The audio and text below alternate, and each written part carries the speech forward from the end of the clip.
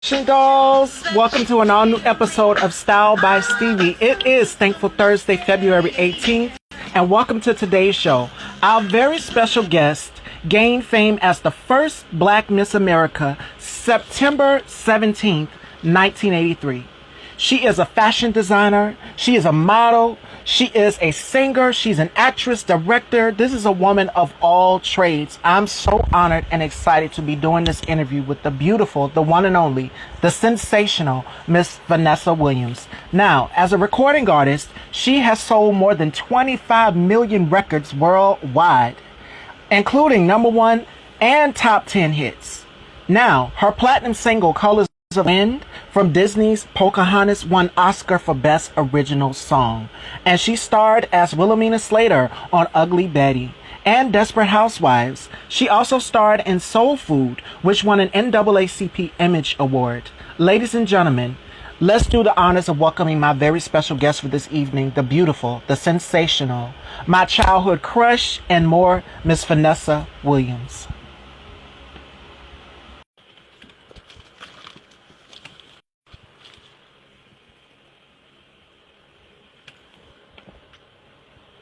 Hey, hey, can you hear me? Yes, ma'am, I sure can.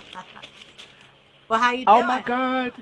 I'm doing excellent. It is such an honor to be in your presence, my queen. I bow to you from all your films to all your albums, 25 million albums sold. It is such an honor. You are a beauty and style icon. I just had to give you so much credit and praise. Well, thank you. I've been out there for a long, long time, so it's nice to be acknowledged by the youngins.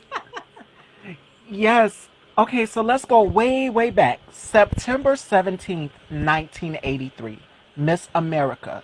You were the first black woman to become Miss America. What was that experience like? Whew. Well, that'll take more than all of this Instagram time we have. And I did write a book about it called "You Have No Idea" because it basically talks about my journey. And when I was 20 years old, I was a junior in college at Syracuse, majoring in musical theater. Broadway was my goal, and I happened upon the local pageant to get scholarship money and ended up winning the Syracuse, New York State, and Miss America all within 6 months.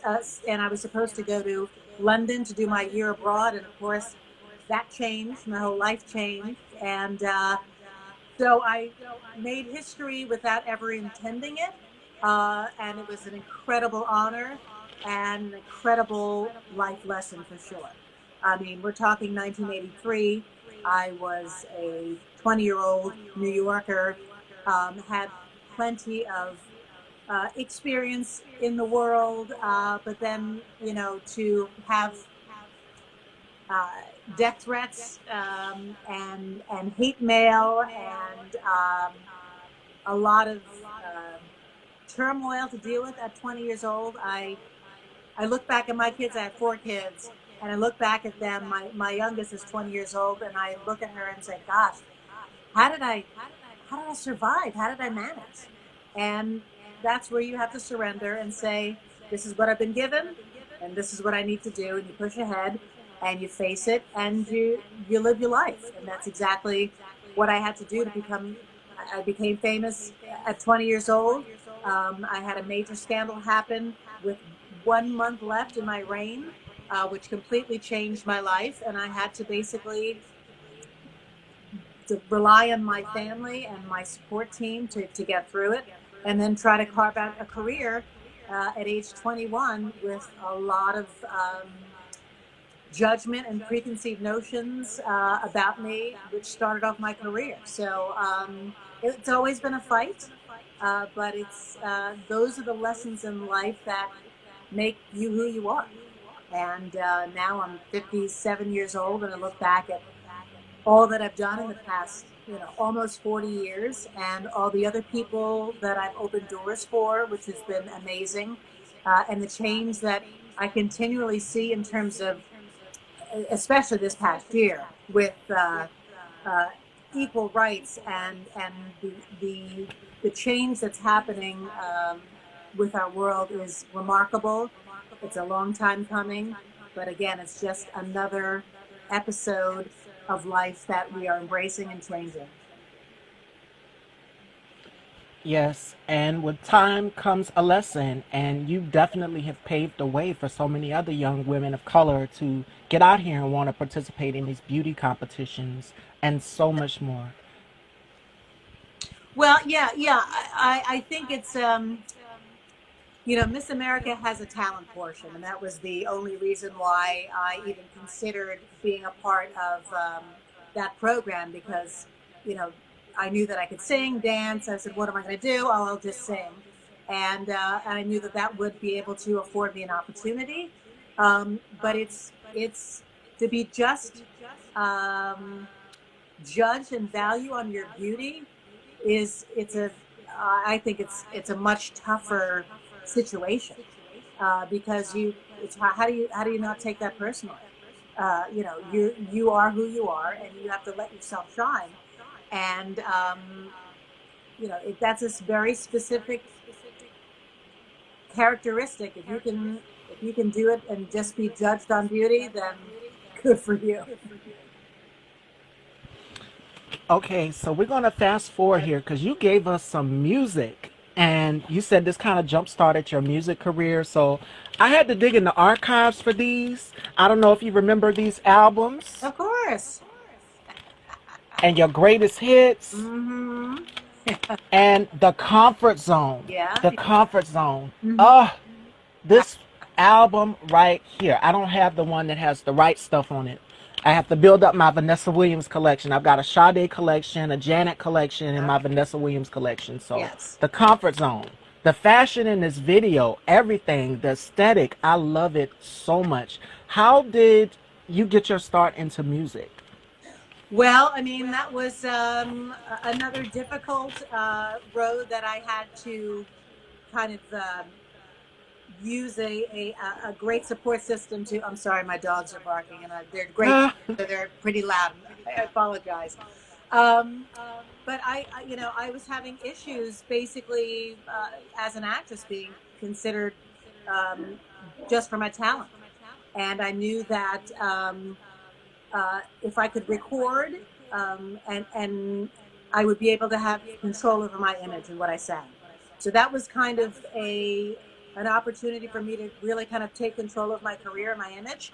And at the time, my husband was the person who was my I'm so sorry the person who was my manager, and we worked together for a great recording career.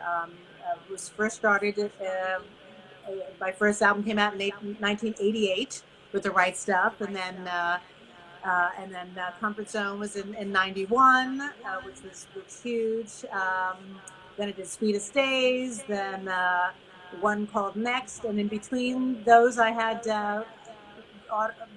albums with on Broadway. St. Louis Woman was in 1998. I did Kiss the Spider Woman in 1995, and so I've been lucky to have longevity. My last one was Everlasting Love. That was in '09. I've done three Christmas albums, two Christmas albums, which have been wonderful, and it's been great. I mean, the fact that I'm 57 years old now and still can walk into a theater and see people who know my music and sing along has been fantastic. and you said you're 57. With you, it's like time stands still. You look the same ever since you did Soul Food and Eraser with Arnold Schwarzenegger. You look the same. It's like time stands still. Black don't crack. You are the epitome of black girl magic. Well, thank you. It's the Oh right my proper, goodness. you know. Yes, what my next question for you is what are some of your beauty secrets? Because speaking of beauty, I also dug, like I said, I'm a major Vanessa Williams fan, and shout outs and give grace and honor to the late Kevin O'Quan. I found this book and look what I found. Who's the Yeah, chanteuse? yeah. I was in two of Kevin's book, and he also shot two of my album covers. He was a wonderful friend, an amazing artist, as you know, and such a great heart, and I miss him so.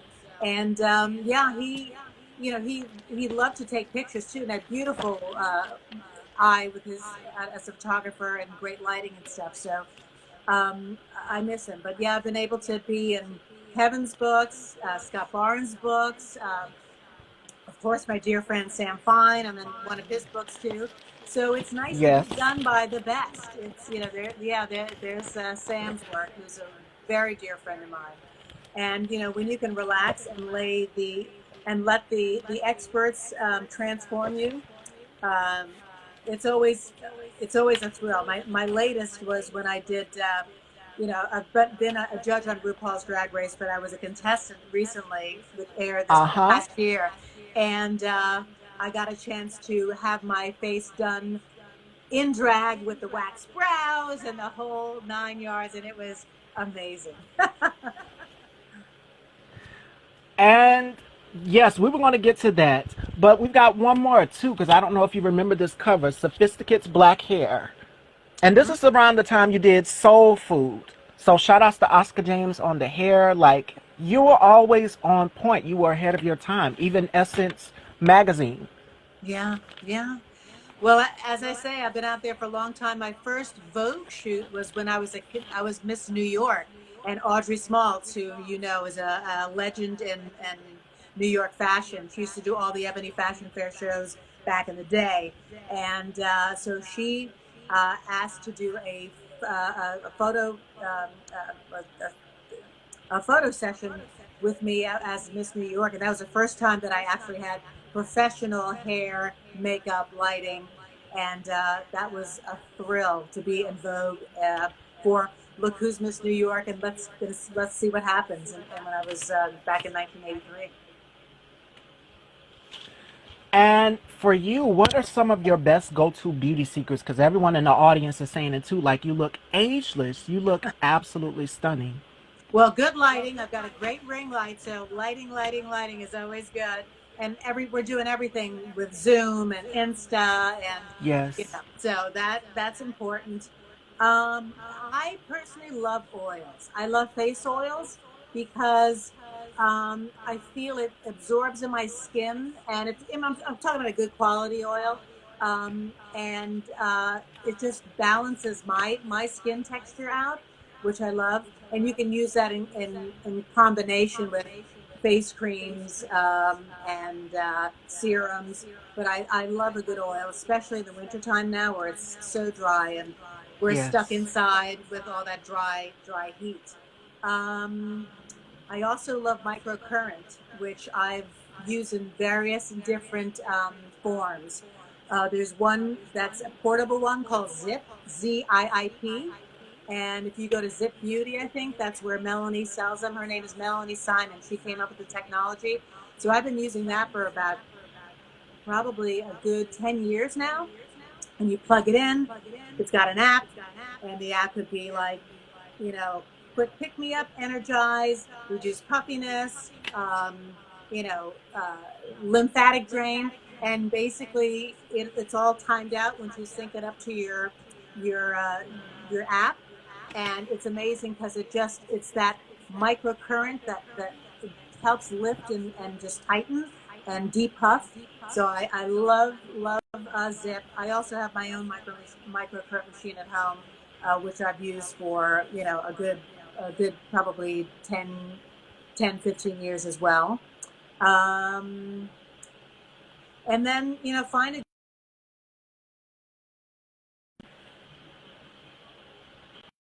please, and they're the ones that can say, a little Botox here, lift this up, let me hit this, and that's how you do it. Okay, okay. So let's fast forward into the acting. What made you get into acting?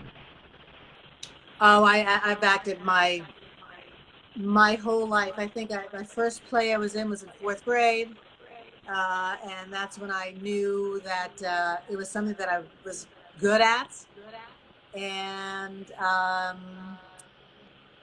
I took dance classes my whole life. And when I got into middle school and high school, I started doing summer theater, and our school had an acting program. I went to public school, but we actually had an acting teacher and a program. So that's when I started studying with Phil Stewart when I was 14. And then, when it came time to go to college, and I said, is there a major of musical theater? But I knew I was good at it. And I said, yeah, there are 4 schools, and I applied to all 4, got into all 4. And that's kind of how I knew I loved acting. But my mother was a huge Broadway fan. So we'd always go into the city. I live outside New York City in the suburbs, and we'd always go into the city, and we saw, I saw Stephanie Mills and The Wiz. I saw Patti LaBelle in The Arms Too Short to Box with God, Gregory Hines and Hubie. So I saw lots of examples of Black excellence on Broadway. So I knew that that was a tangible target for me. Okay. Tell us how you got the iconic role of Wilhelmina Slater, please. Someone asked in the audience. Well, it's a little interesting story. It was in '06, and unfortunately, my dad had died suddenly, and it was time for pilot season happens in February, and I was just not interested in doing anything that year. And my agents had told me about this show called Ugly Betty, and the producers wanted to see me for the role. And I went to Egypt with my family. We wanted to get away and have a vacation. So I said, if they can find me on the Nile and call me, fine. But, that's where I'm going to be. So the phone call never happened. They ended up hiring somebody else. And then I got a call after the first table read. And my agent called and said, they want you for this show. You got to show up tomorrow for your costume finish.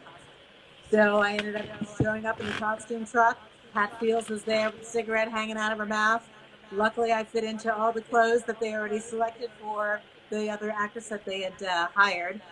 And then I started right then. So I knew that Sylvia Orta, who was our creator, had loved Diva's Christmas Carol and loved my diva part in that, and knew that I could play that role.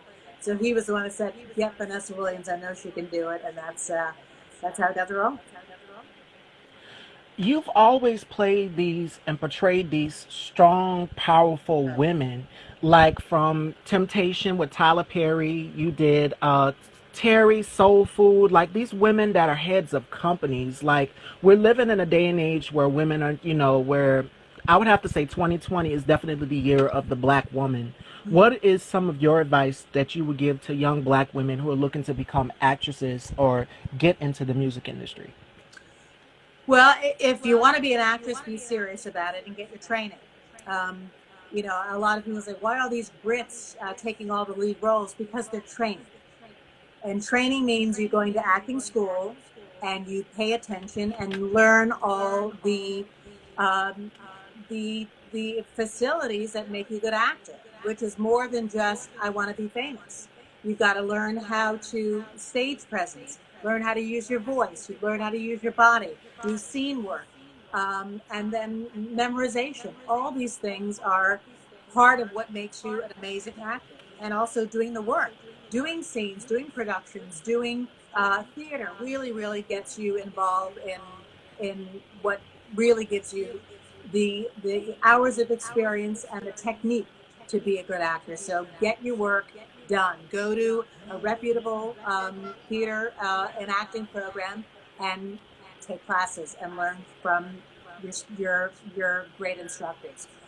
In terms of recording, nowadays it's much different. I mean, back when I was starting, you got signed to a record company, luckily, and it was like a 10-year deal or 8-album deal. So you had time to know that you would have a little time to kind of hone your craft, work with people that you could create a sounds with in terms of producers.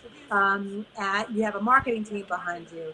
You know how to learn how to do interviews, and you have to promote your album all over the place, on the road, get in cars, go from radio station to radio station.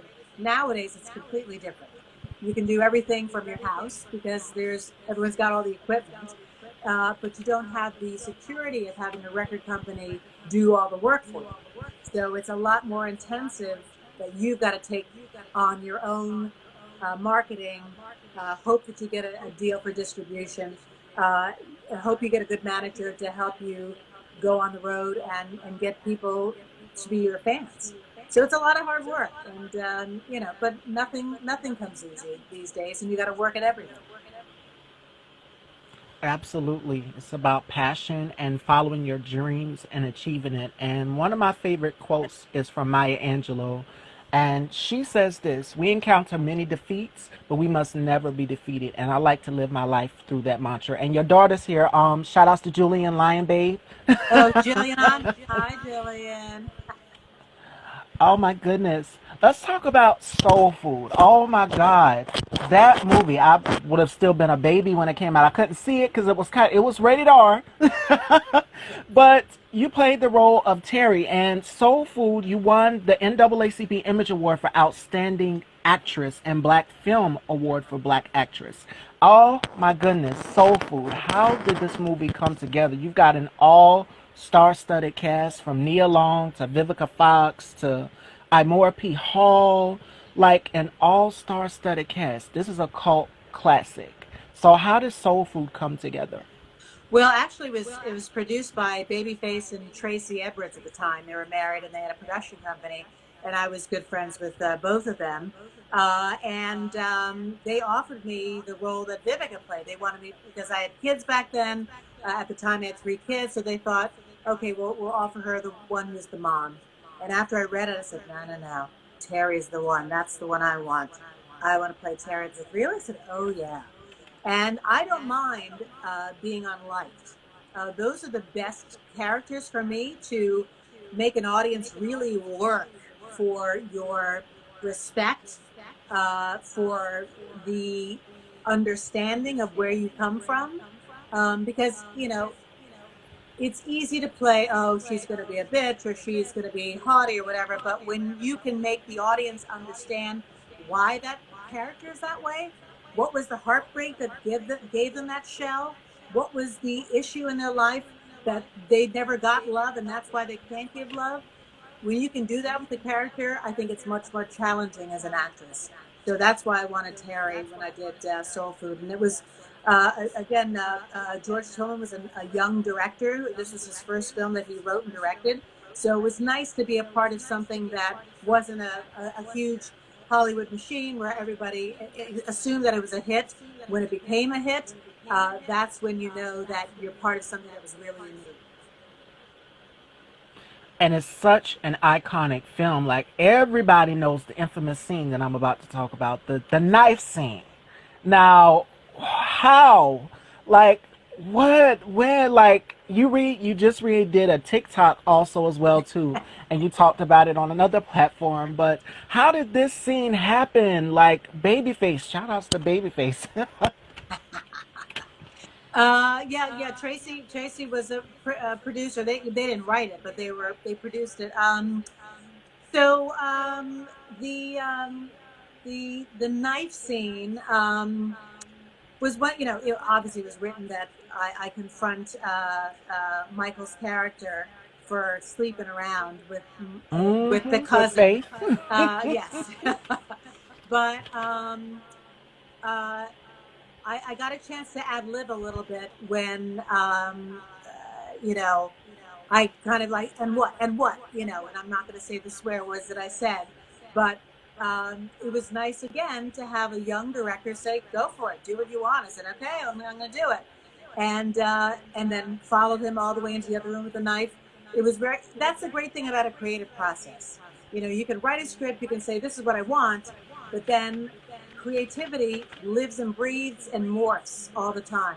Whether it is when you're singing a song and you don't know exactly where you're going to go, but you end up someplace that you didn't think you were going to be, or same thing with a scene where it starts one idea and it could end up being uh, bigger and better. And that's exactly what happened with that scene, and it was wonderful. And that was a very special movie.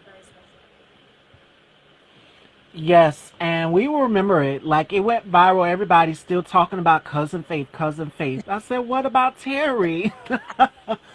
And Terry, this character Terry was all about her business. Automatically Terry's money, ATM.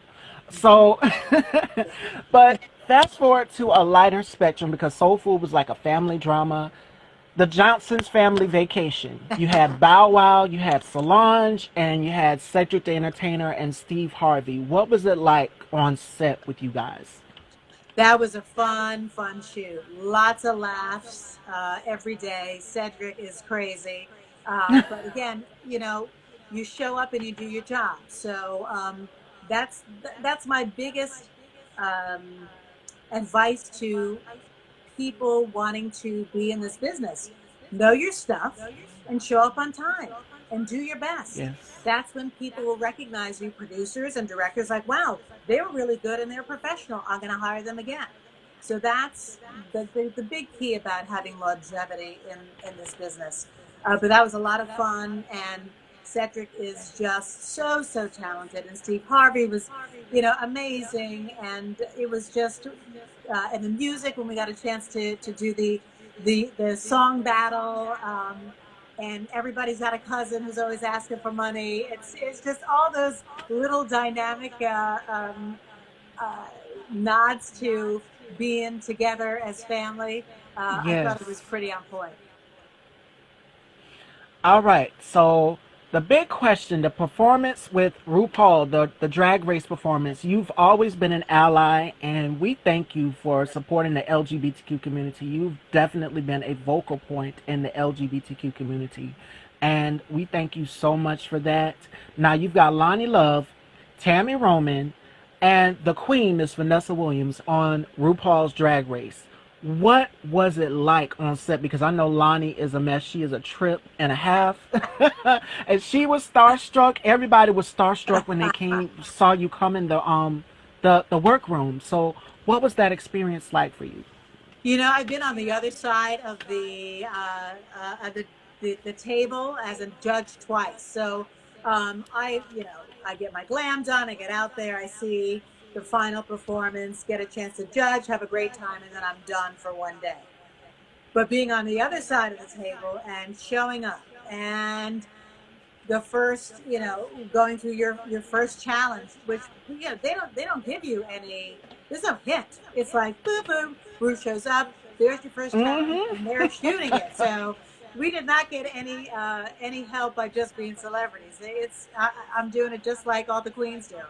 So that was exhausting. You see me ripping out my hair. I got blood on my hands because I'm trying to unpin the rack that had all kinds of pins with the clothes hanging up for our first challenge. Um, and it's a lot of work. I was exhausted learning new music and memorizing, and of course the choreography was easy for me just because I'm used to, choreography and dancing. But it was a challenge, and but it was a lot of fun.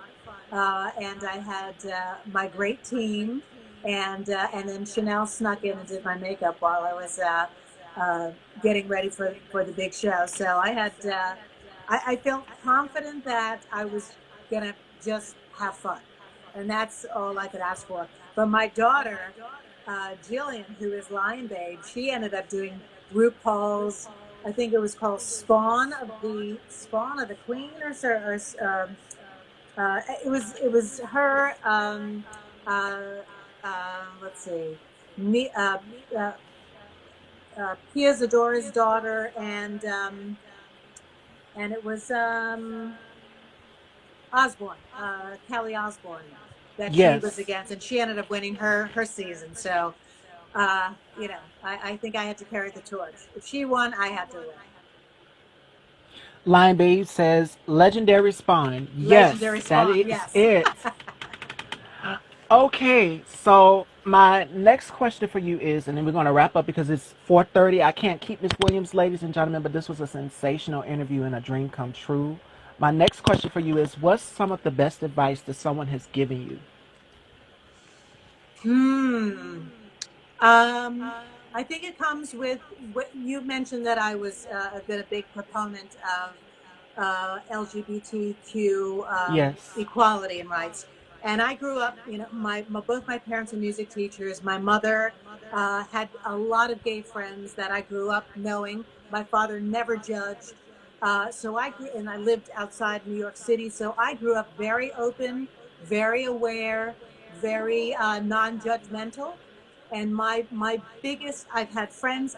My first wedding had 5 people that died of AIDS in my first wedding in 1987. So I've seen God. the loss. I've seen people have ignored AIDS. I've seen people fight for AIDS awareness. Thank God we are in such a better place than we were back in the 80s. So I've seen the struggles. I've been arm in arm and danced and danced for AIDS awareness, marched, been a part of floats, but also really had great connections. And I think my biggest thing is to not judge. You go through life and you don't know what struggles people have gone through. You don't. You assume, but you don't know their story and you don't know anyone's story. So take a beat before you make any judgment on anyone, no matter where they are in life, no matter what happens to them in life. And just try to, okay, put yourself in their shoes because we're so quick to react nowadays, especially now with all these, you know, social media is so immediate. Someone does something and immediately judging and making, changing their lives. So my Yes, biggest advice would be take a minute and don't judge until you get a chance to know that person. absolutely.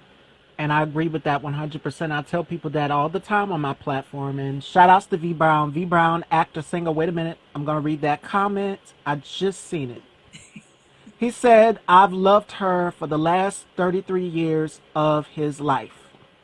Thank Yes, you have been such an inspiration. Like, I would have pictures of you and Janet on the wall, and it was TLC and all of these girl groups. And you were also one of the 10 best style black women for thank sophisticated black hair, and this was like around 1992. It was you, Queen Latifah, Tony Braxton. So you definitely are a trendsetter, Miss Williams, and it was such a dream come true interviewing you.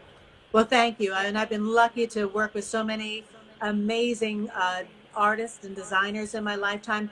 My first one was Willie Smith back when Willie Wear was talking And back in the Tukey, 80s. yes. I knew Willie, which was amazing.